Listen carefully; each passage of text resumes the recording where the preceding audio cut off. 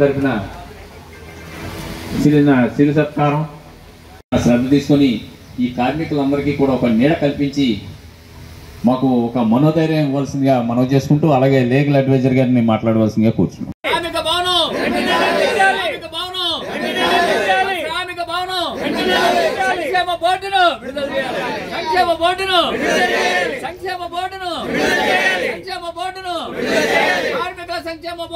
అందరికీ కూడా నమస్కారం అండి. మేము ఈరోజు న్యాయ సేవాధికార సంస్థలు ఉంటాయండి. అంటే మనకి రాజ్యాంగంలోని ఆర్టికల్ 39A పొందుపరిచి అందరికీ వీకర్ సెక్షన్స్ అందరికీ కూడా ఉచితంగా న్యాయ సహాయం అందించాలి అనే ఉద్దేశం మీద చట్టం తీసుకొచ్చారండి. లీగల్ సర్వీసెస్ అథారిటీ యాక్ట్ 1987 అన్నమాట. అంటే ఆర్థికంగా కానీ మరి ఏ ఇతర కారణాల చేత కానీ ఎవరు కూడా న్యాయ సహాయం పొందకుండా ఉండడానికి వీల్లేదు అనే ఉద్దేశం మీద ఈ చట్టం తీసుకొచ్చారు. ఇది ఎప్పుడు ఇంప్లిమెంటేషన్కి వచ్చిందంటే సెప్టెంబర్ 9, 1995 నుంచి ఇంప్లిమెంటేషన్లోకి వచ్చిందండి. నవంబర్ 9th వచ్చింది. నవంబర్ 9, 1995లో ఇంప్లిమెంటేషన్ వచ్చింది. మనకి కోర్ట్స్ పరంగా ఎలా సుప్రీంకోర్టు, హైకోర్టు, జిల్లా కోర్టులు ఉంటాయో న్యాయ సేవాధికార సంస్థలు కూడా సుప్రీంకోర్టు లెవెల్లో నల్సా ఉంటుంది. నేషనల్ లీగల్ సర్వీసెస్ అథారిటీ అంటారు. క్రిమినల్ అంటారు. వాళ్ళకి లాయర్ గాని పెట్టుకుని స్తోమత లేకపోతే వాళ్ళకి లీగల్ డిఫెన్స్ కౌన్సిల్స్ ఇస్తాం. వీళ్ళు మన దగ్గర 9 members ఉన్నారండి అడ్వకేట్స్. అదే ఏదైనా సివిల్ తగాదాలు అనుకోండి, కేసు వేసుకోవాలనుకుంటే వాళ్ళకు కూడా మేము ప్యానల్ లాయర్స్ ఉంటారు మా దగ్గర. అందులో ఒకరిని అపాయింట్ చేస్తాం. మా దగ్గరకు వచ్చి సమస్య చెప్పుకోవడమే మీ పని.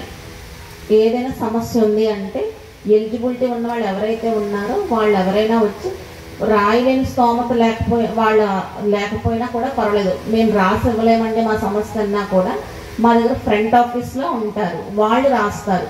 మీరు మీ సమస్య చెప్పుకుంటే చాలు మా దగ్గరకు వచ్చి. అందులో అడ్వకేట్ని పెట్టి కోర్టులో కేసు అయితే వాళ్ళని ఇస్తాం. ₹1 ఖర్చు పెట్టక్కర్లేదు. క్రిమినల్ కేసుల్లో అయితే లీగల్ డిఫెన్స్ కౌన్సిల్స్ ఉంటారు, వీళ్ళు చేస్తారు. అటు సివిల్ కేసులకి లాయర్ గారిని ఇస్తాం, క్రిమినల్ కేసులకి లాయర్ గారిని ఇస్తాం. అంటే ఎవరెవరు వస్తారు ఎలిజిబిలిటీ చెప్పాను కదా వాళ్ళకన్నమాట. అదే కాకుండా కేసుల వరకు కాదు, అడ్వైస్ కావాలంటే ఒక లీగల్ అడ్వైస్ కావాలనుకోండి వాళ్ళ కూడా ఎవరైనా మా ఆఫీస్కి రావచ్చు. భవన నిర్మాణ కార్మిక సంఘాల సమైక్య ఆధ్వర్యంలో ఏదైతే క్వారీ మార్కెట్ అన్నా క్యాంటీన్ వెనుక వైపు మనకి మున్సిపల్ కార్పొరేషన్ వారు సెలక్షన్ చేసి ఉన్నారో శ్రామిక భవనం మొట్టమొదటి సమావేశం ఏర్పాటు చేయడం అనేది. ఈ సమావేశంలో లీగల్ అథారిటీ జడ్జి గారు విచ్చేసినారు, సివిల్ జడ్జి గారు విచ్చేసినారు, మరియు లేబర్ డిపార్ట్మెంట్, కార్మిక శాఖ డిపార్ట్మెంట్ వారు విచ్చేసినారు. వారందరికీ కూడా ప్రత్యేకమైన అభినందనలు, ధన్యవాదాలు తెలియజేసుకుంటూ, ఈ రోజున భవన నిర్మాణ కార్మికులు ఏ విధంగా అయితే ఇది చాలా అన్యాయం జరుగుతున్నదో ఒక్కసారి ఆలోచన చేయవలసిన అవసరం ఎంతైనా ఉన్నది. ఒకప్పుడు 2017 నుండి 46,000 క్లెయిమ్స్ ఇప్పటికీ ఇంకా చేరువవలా. అలాగే మ్యారేజ్ స్కీమ్ తీశారు, డెలివరీ స్కీములు 2 తీసేశారు, సహజ మరణం తీశారు, యాక్సిడెంట్ అయినచ్చో అవయవాలకి నష్టపరిహారం ఇచ్చేవారు, అది కూడా తీసేశారు. యాక్సిడెంట్ లో చనిపోతే పరిహారం అందించేవారు, అది కూడా తీసేశారు. అని తెలియటం లేదా అని అడుగుతున్నా.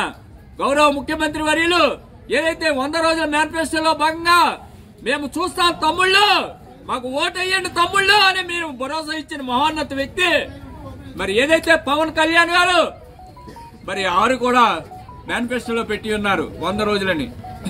అలాగే ఐటీ శాఖ మంత్రి వర్యులు లోకేష్ గారు వారు కూడా పెట్టి ఉన్నారు. అలాగే వాసంశెట్టి సుభాష్ గారు కార్మిక శాఖ మంత్రి వర్యులు అయ్యుండి ఒక కార్మికుడు పట్టిన ఆవేదనని వారు అర్థం చేసుకోలేదా అని అడుగుతున్నా. ఇంకా ఎన్నాళ్ళు ఈ పరిస్థితి? ఒక పక్క ఈ శ్రమ్ కార్డు పెట్టారు, ఎందుకు ఉపయోగపడలేదు. ఈ మధ్యకాలంలో మరొకటి పెట్టారు. అయ్యా డోక్రాకి ఏ విధంగా పెడతామో మగవాళ్ళకి కూడా డోక్రా పెడతామని మున్సిపల్ సిబ్బంది ఏదైతే యూనియన్లు ఉన్నాయో యూనియన్లు కూడా అన్నింటినీ కండక్ట్ చేశారు. మీరు ఈ రోజుని మెప్మా లోన్ ఏమైంది? 6 నెలలు అయింది, 8 నెలలు కూడా ఇప్పటికొచ్చి లోన్లు ప్రకటించలేదు. దీనిపై మేము మున్సిపల్ ఆఫీసు వద్ద నల్ల జెండాలతో నిరసన తెలియజేస్తామని హెచ్చరిక చేస్తున్నాం ప్రభుత్వాన్ని. అలాగే శ్రామిక భవనం ఎన్నో కష్టాలు పడి 2014 నుంచి 2025 వరకు కూడా కళ్ళంట నీళ్లు పెట్టుకొని మేము ప్రతి కార్మికుడు హలో లచ్చన అని తిరుగుతూ శ్రామిక భవనాన్ని సాధించుకున్నాం 2023లో. ఆనాడు ఏదైతే జక్కంపూడి రాజా గారు కావచ్చు, మరి మార్గాని భరతరామ గారు కాదు, పార్లమెంట్ సభ్యులు మార్గాని భరతరామ గారు కావచ్చు, ఈ ఇరువురి సమన్వయంతో కార్మికులకు ఒక నీడ కల్పించాలని ఒక ఆశయంతో వారు ప్రయాణం చేశారు. దాని ప్రకారంగా ఇచ్చిన మాట ప్రకారంగా కట్టుబడి ఉండి ఏదైతే ₹1 కోటి శాంక్షన్ చేసి దీన్ని బేస్మెంట్ చేశారు, పిల్లర్స్ వేశారు. అయ్యా మేము అడుగుతున్నా, మీరు పిల్లర్స్ వేశారు, కనీసం దానికి రంగు కూడా వేయకుండా తుప్పడిపోయే పరిస్థితి తయారవుతుంది. అది కూడా తుప్పడిపోతే పడిపోద్దని మీరే చెప్తున్నారు. ఇప్పటికీ ఎన్నాళ్ళు ఈ యొక్క కార్యక్రమం? ఎప్పటికైనా శ్రామిక భవనాన్ని మీరు వెంటనే స్టార్ట్ చేయకపోతే ధర్మ పోరాటం అనే కార్యక్రమం పెట్టి ఏదైతే కార్మికులు ఉన్నారో కార్మికుల సత్తా ఏంటో చూపించబోతున్నామని సందర్భంగా మనం చేస్తున్నాం. జ్యోతిరావు పులే ఇదే సమయంలో అది కూడా ప్రారంభించారే, మరి ఇప్పుడు ఎందుకు క్లియర్ చేస్తున్నారు మీరు? కార్మికుడు అన్న వాడికి సరైన న్యాయం లేదా? 100 కోట్ల రూపాయలు ఎట్టి గోదావరి గట్టును కడుతున్నారు మీరు. కార్మికుడికి 2,50,00,000 ఎట్టి శాంక్షన్ చేసి ఈ గృహాన్ని కట్టలేరా? ఎన్నాళ్ళు, ఎంతకాలం ఈ ఆవేదన? రాజమహేంద్రవరంలో ఒక కార్మికుడికి బాధ వస్తే ఒక ప్రజాప్రతినిధి దగ్గరికి వెళ్లే పరిస్థితి దౌర్భాగ్య పరిస్థితి ఉన్నది, ఎల్లలేని దౌర్భాగ్య పరిస్థితి. ఇప్పటికైనా నాయకులు ఆలోచన చేయండి. 14 పట్టింపులు మాకు కాదు, ఇది మేము కార్మికుడము.